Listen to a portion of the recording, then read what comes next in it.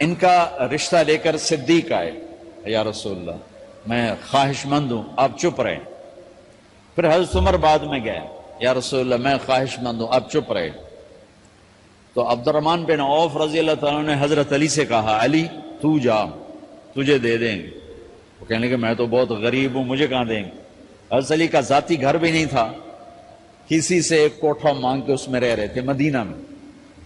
کہا نہیں تو جا جا۔ تو یہ مسجد میں پہنچے، اللہ کے نبی کو دیکھا تو ایسا روب طاری ہوا کہ بولے ہی کچھ نہیں۔ اللہ کے نبی کو تو پتا ہے کہ کیا ہے اور کس لیے ہے۔ تو آپ نے کہا علی کیسے آئے؟ چپ۔ کہا لگتا ہے فاطمہ کے رشتے کے لیے آئے ہو؟ جی ہاں۔ تو آپ نے کہا انشاءاللہ، اتنا کہا انشاءاللہ، اور چپ ہو گئے۔ تو حضرت علی چپ کر کے اٹھ کے باہر آ گئے، صحابہ باہر کھڑے ہوئے تھے۔ تو کہنے لگے یار دیکھا نا، میں تمہیں پہلے ہی کہتا تھا مجھے نہ بھیجو، انکار ہو گیا، بولے ہی کچھ نہیں۔ تو حضرت عبد الرحمن بن عوف کہنے لگے جنہوں نے بھیجا تھا وہ کچھ تو کہا ہوگا، کہ بس انشاءاللہ کہا تو اللہ کے بندے ہاں ہو گئی، نبی کی انشاءاللہ ہاں ہوتی ہے، یہ ہاں کیوں نہیں کی؟ سبحان اللہ، اللہ اکبر، یہ ہاں کیوں نہیں کی؟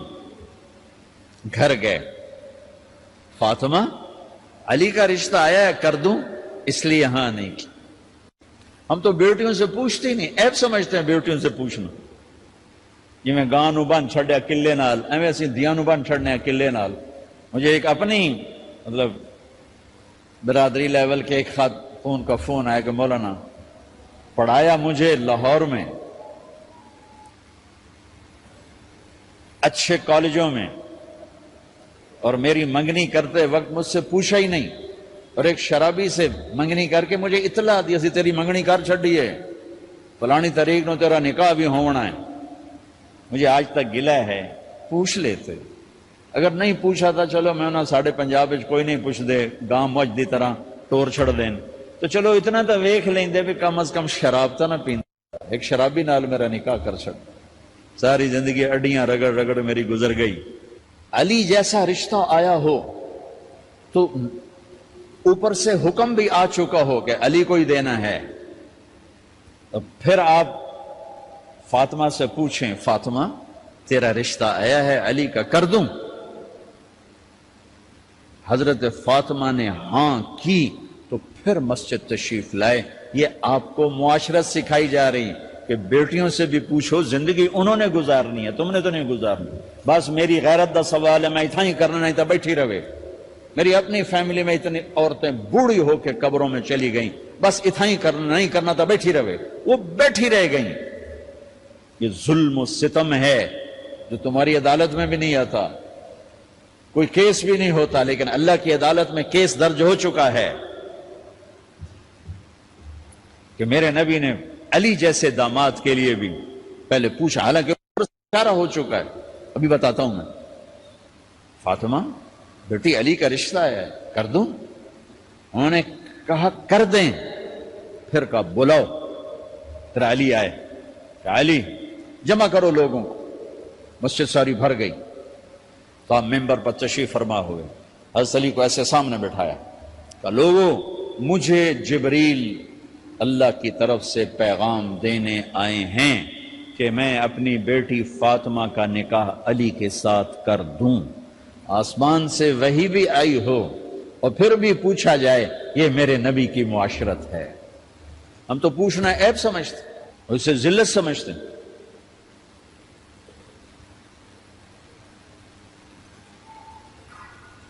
پھر آپ نے اتنا بڑا اہتمام کیا، مسجد نبوی پرانی جو آپ کے زمانے کی تھی، بہت بڑا ہال تھا، اس کا بھرا ہوا تھا، آپ نے سب کو شہد کا شربت پلایا، خود نکاح پڑھایا، نکاح کا خطبہ پڑھ کیا، پھر کہا علی میں نے فاطمہ بنت محمد کو 400 درم مہر کے عوض تمہارے نکاح میں دیا، تو نے قبول کیا؟ انہوں نے کہا جی میں نے قبول کیا، اور سجدے میں چلے گئے اور زور سے دعا مانگی، رب اوزعنی ان اشکر نعمتک التی انعمت علی وعلی والدی وان اعمل صالحا ترضاہ واصلح لی فی ذریتی انی تبت الیک واننی من المسلمین. میرے نبی نے کہا آمین، زور سے کہا آمین.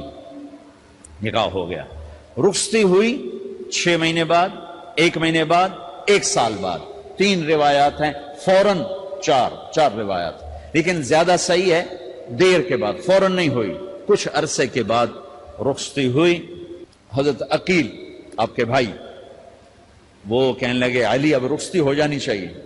تو یہ دونوں مل کر آئے سلمان فارسی کے پاس کہ سلمان بھائی ہماری رخصتی کروا دو. سلمان فارسی کا بڑا احترام تھا. انہوں نے جا کر بات کی ام سلمہ رضی اللہ تعالیٰ عنہ سے. ام سلمہ نے بات کی اللہ کے نبی سے کہا ہاں آ جائے لے جائے. تو علی رضی اللہ تعالیٰ عنہ اپنی اونٹنی لے کر آئے. تو حضرت علی کا گھر وہ کرائے پر گھر تھا ایک کونے پر. تو وہاں اسما بنت امیس اور ام ایمن گئیں اور اس کے فرش کو لیول کیا، فرش میں سرخ مٹی ڈال کے اس کو لیول کیا اور دیواروں کی پوچا پاچی کی اور وہاں کھوٹیاں لگائیں کپڑے ٹانگنے کے لیے. آپ نے حضرت عائشہ، حضرت ام حبیبہ، حضرت ام سلمہ سے فرمایا تمہیں پتہ ہے نا مجھے فاطمہ سے کتنا پیار ہے، اسے دلہن بناؤ. دلہن بنانا بھی سنت ہے، دلہن بناؤ، دلہن بناؤ. تو آپ کو دلہن بنایا گیا. پھر علی رضی اللہ تعالیٰ عنہ تشریف لائے سلمان فارسی اور عقیل کے ساتھ. اونٹنی کو دروازے پر بٹھایا تو آپ نے علی کا ہاتھ پکڑا، اندر تشریف لے گئے اور فاطمہ کا ہاتھ پکڑ کے علی کے ہاتھ میں دیا اور کہا بیٹی مجھے اپنے خاندان میں جو سب سے زیادہ محبوب تھا میں نے تیرا ہاتھ اس کے ہاتھ میں دیا ہے. پھر کہا علی تجھے نبی کی بیٹی مبارک، نبی کی بیٹی مبارک. پھر آپ نے اسے پیالے میں پانی منگوایا اور اس میں آخری 2 سورتیں پڑھ کے دم بھی کیا، تھوک بھی ڈالا. پھر اس میں سے انگلیاں ڈال کے ان کے سینے پر چھڑکا کہ دونوں پی لو، دونوں کو پلایا. پھر باہر تک چھوڑنے آئے. حضرت علی نے آپ کو اونٹنی پہ بٹھایا. آپ نے 2 عورتوں کو ساتھ بھیجا، ام ایمن اور اسما بنت امیس.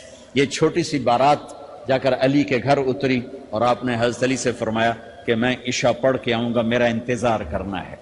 تو عشاء کی نماز کے بعد آپ تشریف لے گئے. آپ نے دوبارہ پیالے میں پانی منگوایا اور اس پر آخری 2 سورتیں پڑھ کے دم کیا. پھر ان کے سینے پر چھڑکا، یہاں بازوؤں پر چھڑکا اور کمر پر چھڑکا اور دعا دی اللہم اسد جدہما وجمع شملہما وبارک علیہما واخرج منہما ذریۃ صالحہ. یہ دعا دی آپ نے اس وقت کہ میرے مالک ان کے جمع ہونے میں برکت عطا فرما اور ان کو سعادتیں عطا فرما اور ان کو نیک اولاد عطا فرما. یوں میرے نبی نے اپنی بیٹی کو رخصت فرمایا. اگلے دن آپ نے حضرت علی کو بلا کے فرمایا علی ولیمہ بھی کرنا ہے. کہنے لگے یا رسول اللہ میرے پاس تو کچھ نہیں. تو آپ نے کہا تو سعد بن ابی وقاص کہنے لگے یا رسول اللہ میرے پاس ایک چھترا کھڑا ہے، چھترا لاؤ. ذبح کیا گیا. آپ نے اس میں چھوارے ڈلوائے، قورمہ بنوایا، قورمہ. اور اپنی طرف سے حضرت علی کو پیسے دیے کہ جاؤ چھوارے، گھی، شہد خرید کے لاؤ. تو علی رضی اللہ تعالیٰ نے 5 درم کے چھوارے خریدے اور 3 درم کا شہد خریدا اور 1 درم کا گھی خریدا. 9 درم تھے ٹوٹل. تو آپ نے کافی سارا آ گیا تو چھواروں کی گٹھلیاں نکلوا کے ان کو پسوایا، پھر شہد اور گھی میں ملایا اور ایک سویٹ ڈش تیار کی اور اس کو حضرت علی کے ولیمے میں آپ نے اپنی طرف سے پیش کیا.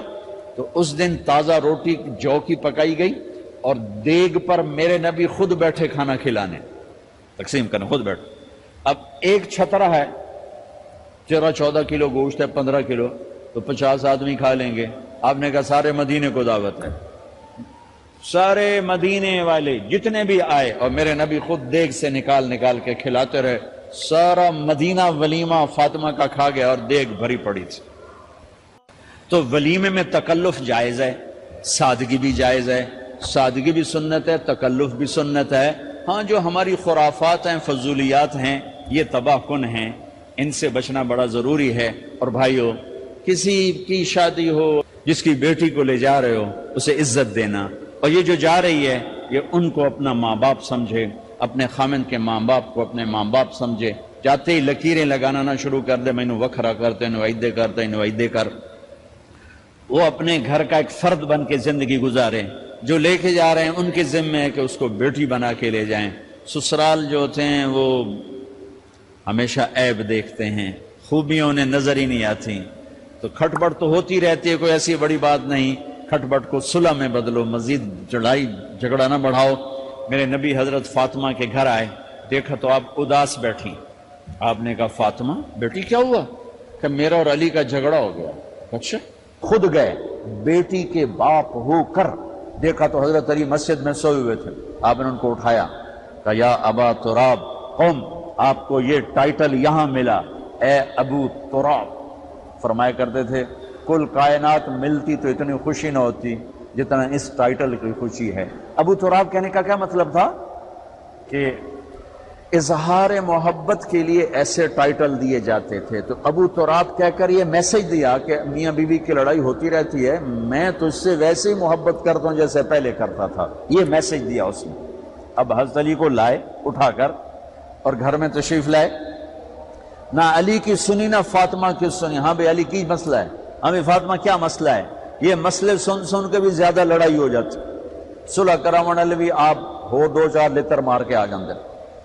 تو میرے نبی نے کیا کیا؟ سبحان اللہ، زمین پر لیٹ گئے. ادھر علی کو لٹایا، ادھر فاطمہ کو لٹایا. علی کا ہاتھ اپنی ناف پہ رکھا، فاطمہ کا ہاتھ ان کے ہاتھ پہ رکھا، اور بیٹی کے ہاتھ پر اپنا ہاتھ رکھا. پھر فرمایا کہو ہماری صلح ہو گئی. علی کہو، فاطمہ کہو. دونوں نے کہا ہماری صلح ہو گئی. آپ اٹھے، خوش خوش باہر آئے، چہرہ ایسے گلاب کے پھول کی طرح. صحابہ نے عرض کی یا رسول اللہ آج آپ بڑے خوش نظر آ رہے ہیں. فرمایا علی و فاطمہ کی صلح کرا کے آ رہا ہو. تو کھٹ بٹ ہو جانا تو کوئی بڑی بات نہیں ہے، مطلب یہ وہ گھر ہے، میں اس گھر کی کیا تعریف کر سکتا ہوں. تو میں آگے کا ایک قول سنا دیتا ہوں ابن عباس کا کہ جنت میں نور کی چمک اٹھے گی. سارے جنتی کہیں گے یہ نور کیسا نور ہے بھائی جو ساری جنت کے نور پر چھا گیا؟ تو فرشتے بتائیں گے کہ او جنت الفردوس میں علی و فاطمہ بیٹھے ہیں، کسی بات پہ ہنسے ہیں، ان کے دانتوں سے جو نور نکلا ہے اس نے جنت کو روشن کر دیا. لیکن کھٹ پٹ یہاں بھی ہو گئی. ان سے بڑا گھر میرے نبی کا ہے، وہاں بھی کھٹ پٹ. ایک دفعہ آپ نے حضرت عائشہ سے کہا مجھے پتہ لگ جاتا ہے جب تو مجھ پہ ناراض ہوتی ہے، مجھے پتہ چل جاتا ہے. انہوں نے عرض کی یا رسول اللہ آپ کو کیسے پتہ چلتا ہے؟ کہ جب تو مجھ پہ ناراض ہوتی ہے نا تو قسم اٹھاتے ہوئے کہتی ہے ابراہیم کے رب کی قسم، اور جب مجھ پہ راضی ہوتی ہے تو پھر تو قسم اٹھاتے ہوئے کہتی ہے محمد کے رب کی قسم. کہے سے مجھے پتہ چل جاتا ہے جب تو کہتے ہیں نا ابراہیم کے رب کی قسم تو مجھے پتہ چل جاتا ہے کوئی کھٹ بٹ ہو گئی ہے. تو نبی کے گھر میں بھی ہو جاتی ہے.